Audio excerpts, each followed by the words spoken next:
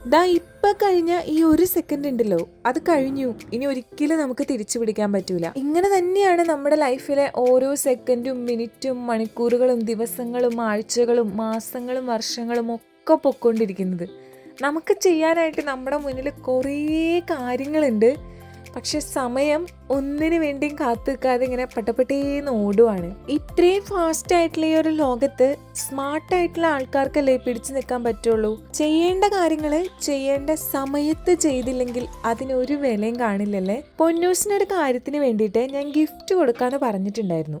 മനസ്സിൽ ഒത്തിരി ആലോചിച്ചിട്ട് ഞാൻ തിരഞ്ഞെടുത്തൊരു ഐറ്റമാണ് ദാ ഈ ഒരു കുട്ടി ക്ലോക്ക്. ഏത് സമയത്ത് എഴുന്നേൽക്കണം, ഏത് സമയത്ത് ഉറങ്ങണം, എപ്പോൾ പഠിക്കണം, എപ്പോൾ എന്തൊക്കെ കാര്യങ്ങൾ ചെയ്താലാണ് അതിന് വാല്യൂ ഉണ്ടാവുക എന്നൊക്കെ ചെറുതിലേ മുതൽ നമ്മൾ പിള്ളേർക്ക് മനസ്സിലാക്കി കൊടുക്കണമല്ലേ. ചോക്ലേറ്റും ഡ്രസ്സും മാത്രമല്ല, ഇങ്ങനത്തെ സമ്മാനങ്ങളും കുട്ടികൾക്ക് കൊടുക്കാട്ടോ.